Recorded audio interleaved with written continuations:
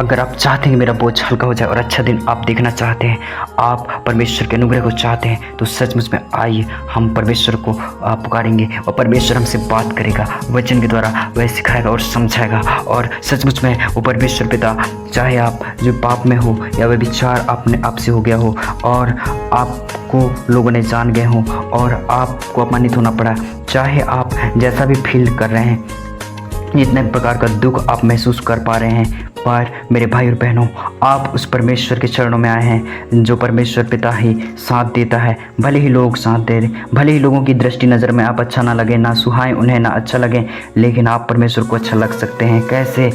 क्या आप विचार कर चुके हैं? क्या आप पाप में गिर चुके हैं? क्या आपने परमेश्वर के वचनों को तिरस्कार किया?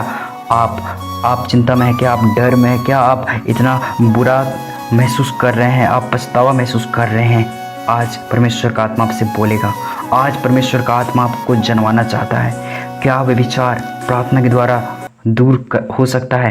क्या वे विचार का पाप प्रार्थना के द्वारा हट सकता है? बिल्कुल नहीं। प्रार्थना के द्वारा यह हो ही नहीं सकता कि आप वे विचार को छोड़ सकें। प्रार्थना के द्वारा आप वे विचार को छोड़ ही नहीं सकते। मैं आपको वचन देना चाहता हूँ। आप यूहन्ना 8 अध्याय का जब आप 1 से लेकर आप 11 तक पढ़ते हैं, तो यहाँ पर एक व्यभिचारिणी स्त्री थी।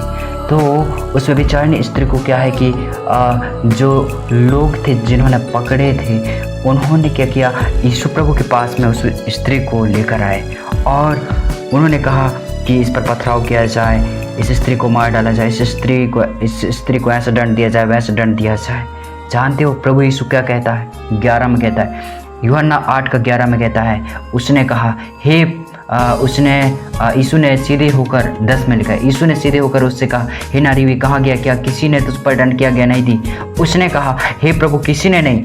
यीशु ने कहा, मैं भी तुझ पर दंड की आज्ञा नहीं देता, जा और फिर पाप ना करना। प्रभु ने क्या प्रार्थना किया? आपने देखा होगा, यीशु के पास जब रोगी आते थे, यीशु प्रार्थना करता था, यीशु मसीह प्रार्थना करता था, प्रार्थना के साथ, वचन के साथ दुष्ट आत्माओं को निकालता था। पर यहाँ पर यीशु प्रभु ने प्रार्थना क्यों नहीं किया? यीशु मसीह ने क्या दिया? अधिकार दिया, अधिकार का वचन दिया। कि कौन सा वचन दिया? जा दोबारा पाप न करना। परमेश्वर ने क्या दिया है? आज्ञा दिया है, आज्ञा दिया है। अगर आप आज्ञा को मानोगे तो वचन क्या कहता है? यदि हम आज्ञाकारी होकर उसकी माने तो वचन क्या कहता है? आज्ञा के डरवैयों पर दंड की आज्ञा नहीं है। आपने विचार किया हो उसके कारण कितना ही दंड की आज्ञा आपके ऊपर लगा हो, पड़ा हो।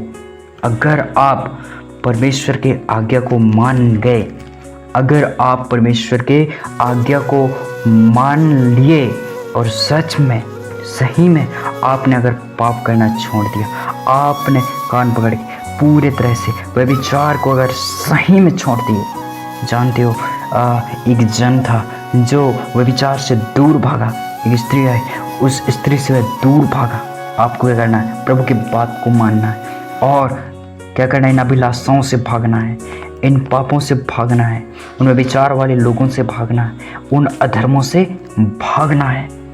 और फिर यहाँ पर भी लिखा है, पहला यूहन्ना 1:9 में लिखा है, यदि हम अपने पापों को मान ले तो वह हमारे पापों को क्षमा करने और हमें सब अधर्म से शुद्ध करने में विश्वास योग्य और धर्मी है।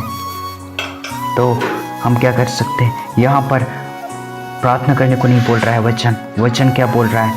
पापों को मान लें और हमें मान लेना है कि हमने यह पाप किया है, यह विचार किया है, और क्या करना है? मान लेना है। तब परमेश्वर पिता क्या करेगा? क्षमा करेगा और सब अधर्म से शुद्ध करेगा। और फिर जब आप दोबारा पाप नहीं करेंगे, दोबारा विचार नहीं करेंगे, दोबारा आपसे अगर गलती नहीं होने लगेगा और आप प्रभु की बात को मानने लगेंगे, परमेश्वर के आज्ञा को आप मानने लगेंगे, तो क्या होगा? वो परमेश्वर पिता का सब आशीष आपके जीवन में खुलने लगेगा। जितना आपने आज्ञा का टाला था, वचन का तिरस्कार किया था, आपने पाप किया था, इस कारण आपने जितना भी आशीषों को खोया था, जितना भी बरकतों को खोया था, जितना भी आपने शांति को खो चुका था, जितना भी आपने वो अपमान को रिसीव किया था, लेकिन आप जब परमेश्वर की बातों को मानेंगे, तब यहाँ से क्या आएगा? यहाँ से री इन्वेंट आएगा, यहाँ से फिर से रीस्टार्ट का पॉइंट स्टार्ट होगा, यहाँ से फिर से कम बैक आपका शुरू होने पाएगा।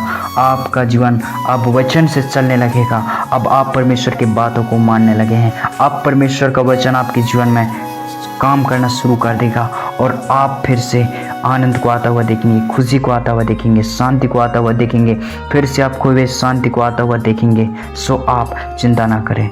आप बस आपको प्रार्थना नहीं करना है व्यभिचार को छोड़ने के लिए। आपको क्या करना है? प्रभु के आज्ञा को मानना है और पापों को मानकर छोड़ना है।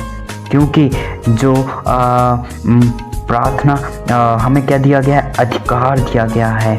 हालेलुया। हमें प्रार्थना क्या के लिए हम करते हैं? हम जब छोड़ देते हैं पाप को, तब हम प्रार्थना करते हैं, तब हम दुआ करते हैं, तब हम विनती करते हैं। प्रभु का ही अनुग्रह है, तब हम छोड़ सकते हैं। प्रभु का अनुग्रह कब होगा हमारे जीवन में? जब हम उसके बातों को मानेंगे, जब हम उसके आज्ञाओं को मानेंगे। तब आप प्रार्थना करना कि प्रभु देख, मैं छोड़ दिया हूँ, अब तू ऐसा कर, अब तू ऐसा दिन ला, अब तू ऐसा समय ला, अब तू ऐसा वक्त ला, अब तू ऐसा से ऐसा कर। ऐसा आप प्रभु से बातें जब आप करेंगे, वो परमेश्वर अब आपकी प्रार्थना को सुनने पाएगा। परमेश्वर पिता आपको इन वचन के द्वारा आशीष देने पाए। आमीन।